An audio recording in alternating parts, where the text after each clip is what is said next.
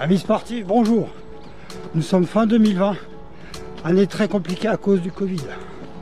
Du coup, j'ai tout juste réussi à choper 2 dossards. Donc je suis vraiment en dette de challenge.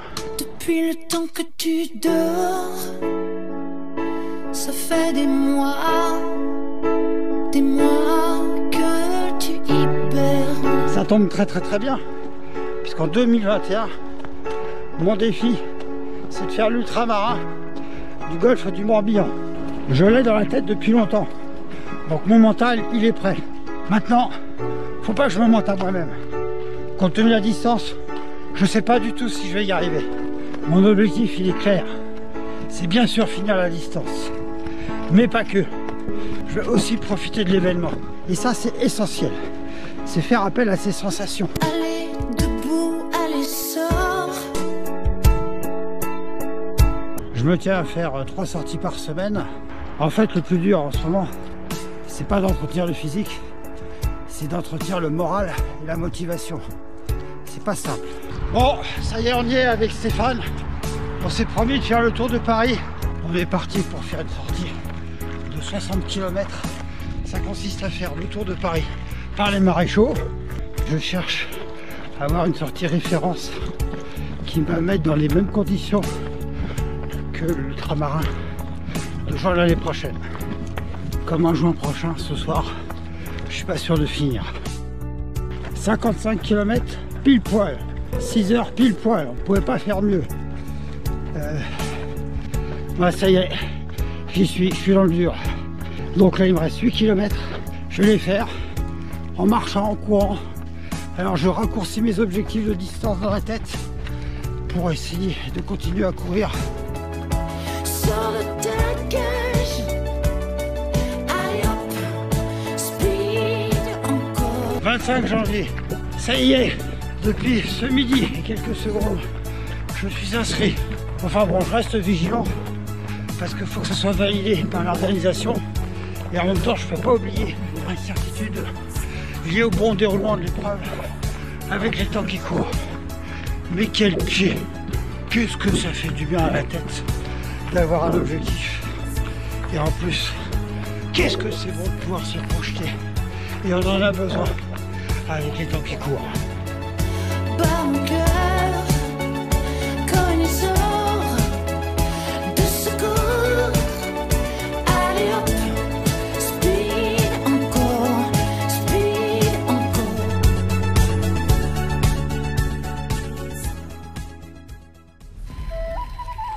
Bon, maintenant c'est sûr, je suis inscrit. Compte tenu de la distance et de l'énormité de la tâche qui m'attend, c'est comme si je devais partir en guerre. Et j'ai donc 5 mois pour le faire. Maintenant, je ne pourrais pas devenir machine de guerre en claquant dans les doigts. C'est pourquoi il faut que je me donne les moyens. Donc pour commencer, j'ai pris une location au pied du départ. Non, c'est surtout pour mon staff, pour servir de base arrière. Et mon staff, là il est constitué.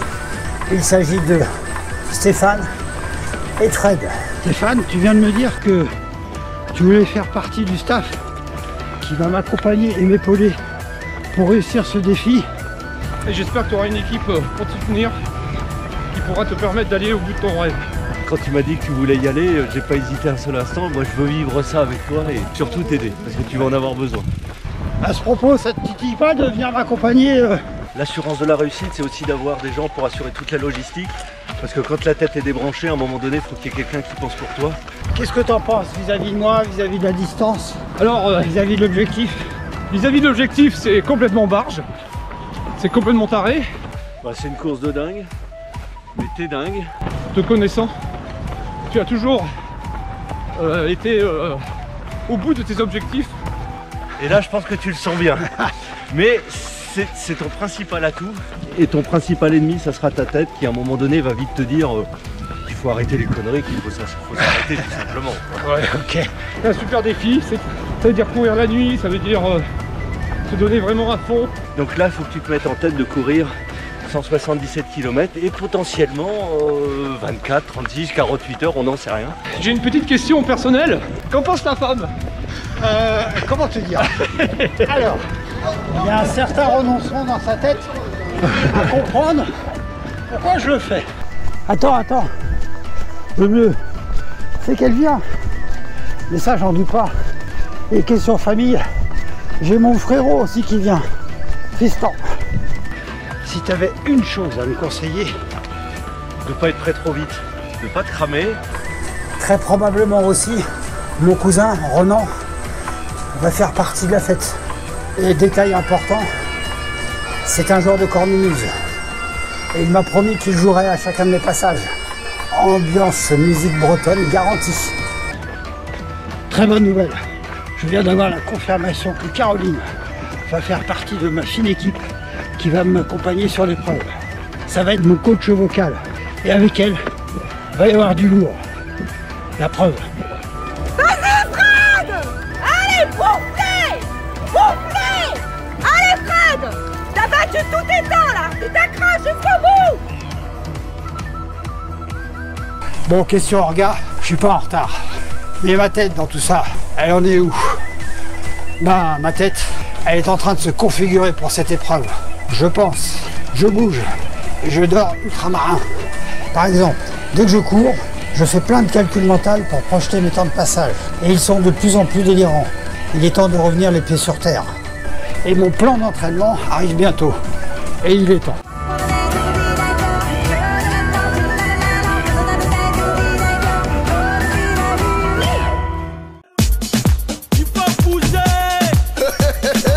Aujourd'hui, c'est parti pour 12 semaines de plan d'entraînement. J'en profite pour faire un check à date. 77,5 kg, pas de bobo et pas de stress dans la tête. Ni doute et j'ai même pas peur. Mais ça, c'est sans doute parce que l'échéance, elle est encore loin. On va bouger. Bon, en plus, l'organisation a confirmé la volonté que l'épreuve se déroule. Pour cela, elle a mis en place un protocole sanitaire très strict pour avoir la permission de pouvoir faire l'épreuve. Tous ces indicateurs au vert là, pour moi, c'est très rassurant, surtout lorsque je démarre le plan d'entraînement. J'ai décidé de suivre le plan d'entraînement proposé par l'organisation. Je serais bien bête de croire que c'est pas le plus adapté pour réussir la distance. Voilà, la maladie du bouger, on s'assoit pas. Au programme, 4 séances de course à pied par semaine en montant régulièrement les charges. Du coup, pour équilibrer, je vais forcément être obligé de réduire mes séances de natation et de vélo. Somme toute, un plan d'entraînement tout ce qu'il y a de plus traditionnel. D'ailleurs, je l'ai déjà utilisé pour me préparer sur les 100 km de Millau. S'il y a 2 nouveautés, 2 sorties longues enchaînées avec au milieu une douche et un dodo. Ça, je vais forcément devoir le faire sur l'ultramarin. Et comme j'ai jamais vécu, cela va m'être très utile comme repère. Et les 2 sorties longues enchaînées avec dodo au milieu, c'est maintenant. Bon ben voilà, ça y est, c'est parti pour ma sortie longue. On est aux alentours de minuit. Mon scénario idéal, c'est une première séquence de course, 4 heures ou 5 heures. Je rentre chez moi pour 1 heure, je mange, je me douche et je fais 2 petits cycles de sommeil et repartir pour 3 heures. Et quand tout Paris s'endormait, je faisais de la ville mon domaine. Je suis dans mes pensées, dans mes angoisses, dans mon délire. Dis-leur que la vie commence après minuit. Cette sortie, elle va me servir à quoi? Elle va me servir à poser les fondations de ma future course qui me permettront de savoir ce que je fais de bien et ce que je dois améliorer. Je cours en mode Cyrano. Donc ce sont des séquences de 8 minutes de course et 2 minutes de marche. Et comme ça, on enchaîne. Ouais, je ne fais que courir dans la nuit. Courir dans la nuit. Courir dans la nuit. Je me sens un peu stressé. Pourtant, je connais le parcours par cœur. Mais j'ai ce sentiment-là. Je ne sais pas pourquoi. Alors c'est peut-être parce que je vois de temps en temps des yeux d'animaux qui me regardent. Mais je vois bien au niveau de mon cardio qui est plus haut que d'habitude. Surtout que je vais vraiment pas vite. Finalement, cette sortie, c'est un peu comme ma course de fin juin, mais en modèle réduit. C'est un peu comme si c'était une maquette à l'échelle 1/3, 60 km pour 180 km. Faut pas que je déconne, si je tombe, j'aurai tort. Bientôt le jour se lève car le soleil n'est pas mort. Ouais, je ne fais que courir dans la nuit, courir dans la nuit. Depuis 3h30 du matin, je me fais rincer. J'ai les bouts des doigts qui sont gelés. Bien, première partie terminée. Et ben, tout va bien. J'ai fait 50 km. Les jambes top jusqu'au 40e. J'ai dû même pousser jusqu'au 50e pour me sentir un petit peu fatigué au niveau des jambes. Par contre, j'ai encore beaucoup de souplesse, je trouve. Donc là, ben, je vais faire dodo, je mange, je prends ma douche et je repars pour la deuxième partie.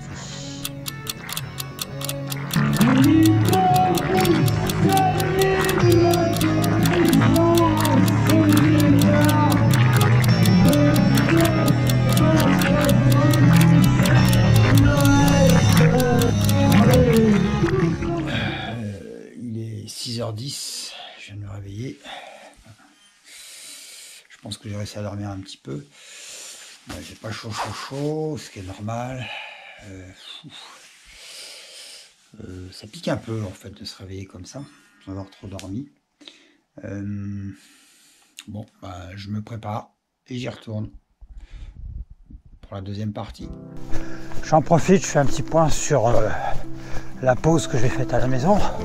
J'ai pris ma douche et effectivement ça fait beaucoup de bien de prendre une douche. Je pense que j'ai réussi à dormir 2 petits cycles de sommeil. Voilà, alors c'est pas un sommeil traditionnel et me voilà parti. Donc bien sûr le lever a été difficile, un peu de temps pour s'habiller. Les matins difficiles, les nuits sans précédent, les chemins de traverse, les routes qu'on prenait avant, ce qui nous pousse, qui fait qu'on va de l'avant. J'ai les jambes raides et c'est peu de le dire d'ailleurs.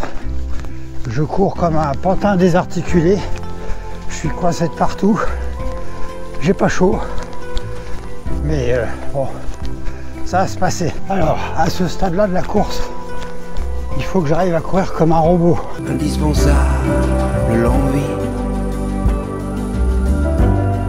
redoutable, le temps. J'arrête pas de penser à plein de trucs que j'oublie aussitôt derrière d'ailleurs. Et ça me permet de m'évader. Parce que sinon, j'ai qu'une seule chose à penser, que j'ai mal aux jambes. Et en fait, c'est pas vrai. C'est quoi qui nous pousse, qui fait qu'on va de l'avant? Bien. Donc, normalement, j'ai dépassé la mi-parcours. Et un petit point. Donc, mes jambes commencent à me proposer des choses bizarres. Des petites douleurs. À un moment, j'ai cru même qu'ils avaient l'intention de devenir des poteaux. Mais ça s'est passé. Bon, pour autant, la tête, nickel. J'arrive toujours à enchaîner mes Cyrano. Bon, alors on arrive à la fin. Et autant vous dire que je suis mort. Alors ça me fait dire que je suis encore un peu léger pour la distance. Ou alors, dès que la tête sent l'écurie, ce qui est le cas, en fait, et ben, la fatigue arrive. Ce qui nous pousse, qui fait qu'on va de l'avant. Finalement, avec un peu de recul, ma sortie longue, elle s'est super bien passée. J'ai vu et j'ai vécu ce que je voulais voir. Donc du coup, maintenant, j'ai plus qu'à me laisser porter jusqu'à la fin de mon plan d'entraînement. Voilà, c'est-à-dire faire confiance à mon corps, faire confiance à mes coachs et à mes accompagnants, mais surtout faire confiance à l'organisation pour que l'épreuve ne soit pas annulée. Ouais, mais ça, c'était avant que l'annonce ne tombe. La course, elle vient d'être reculée d'1 semaine pour respecter le couvre-feu. Sauf que moi, 1 semaine plus tard, je ne peux pas. Donc, c'est fin de l'histoire pour moi. Alors quoi? On annule tout, on chiale et on en reste là. On dit merci et on s'en va, avec tout ce qu'on a mis dedans, juste avant d'avoir commencé. Pour la beauté du geste. Bien, il me reste plus qu'à vous dire rendez-vous en 2022 et que le sport continue. Pour la beauté du geste.